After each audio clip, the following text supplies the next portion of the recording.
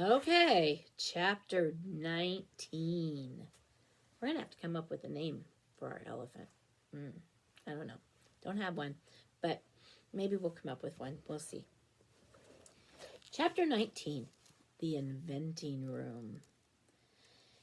Everlasting gobstoppers and hair toffee. When Mr. Wonka shouted, "Stop the boat!" the Oompa Loompas jammed on their oars to the river, into the river, and backed water furiously, and the boat stopped.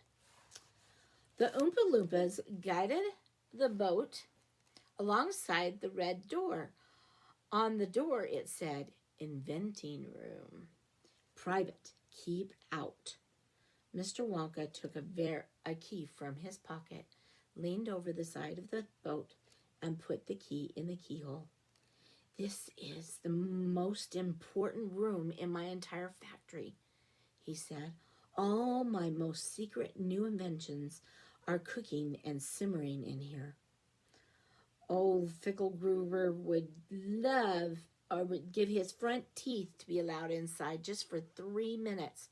So would Prodnose and Slugworth and all the other rotten chocolate makers. But now listen to me.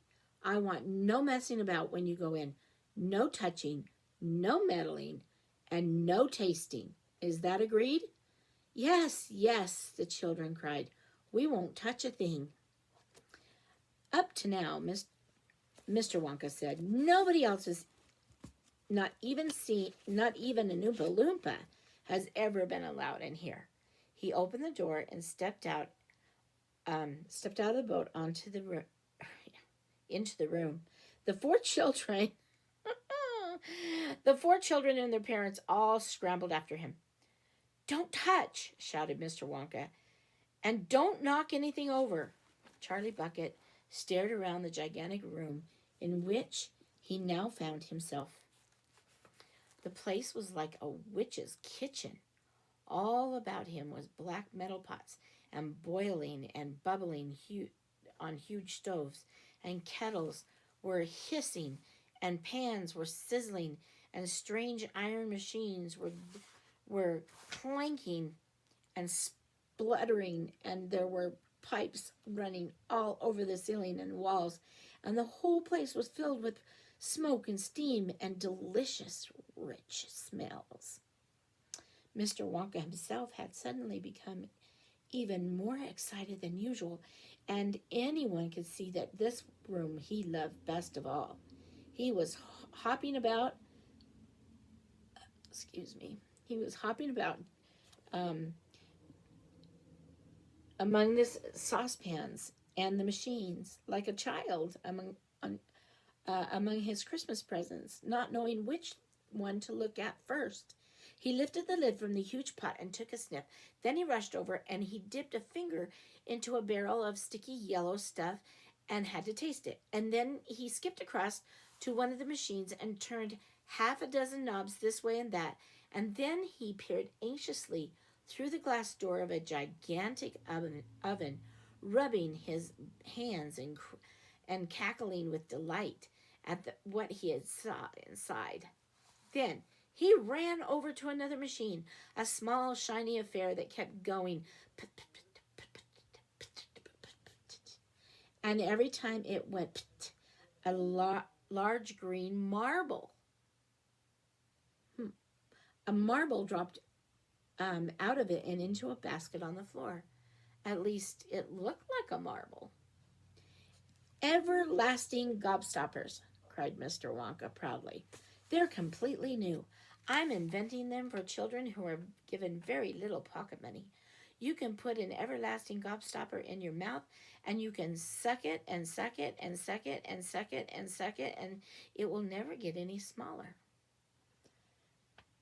"It's like gum," cried Violet Beauregard.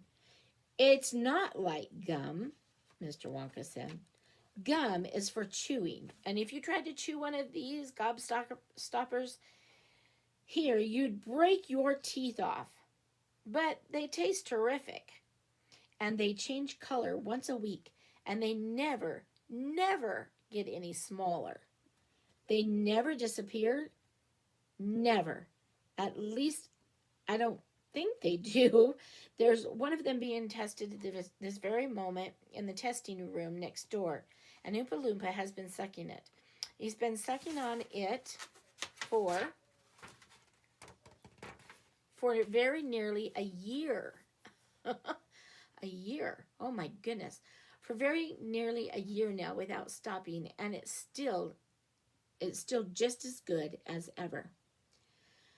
Now over here, Mr. Wonka went on, skipping excitedly across the room to the opposite wall.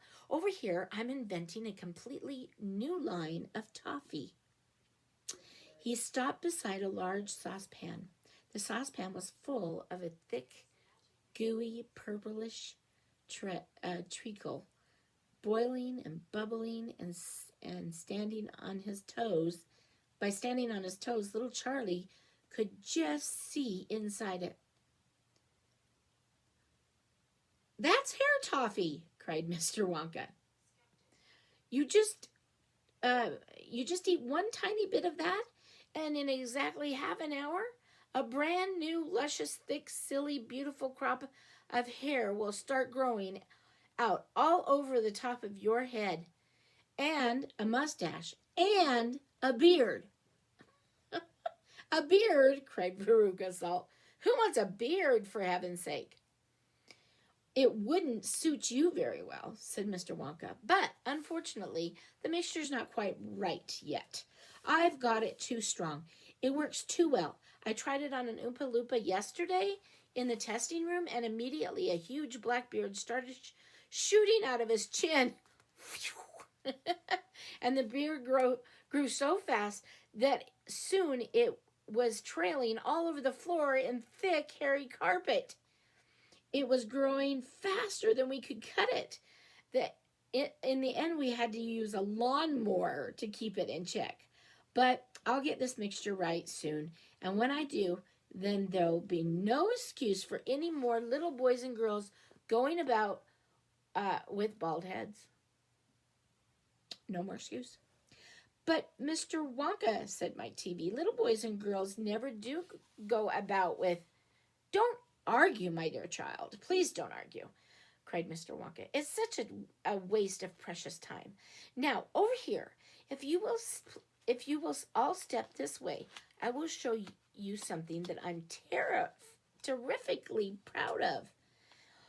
Oh, do be careful. Don't knock anything over. Stand back."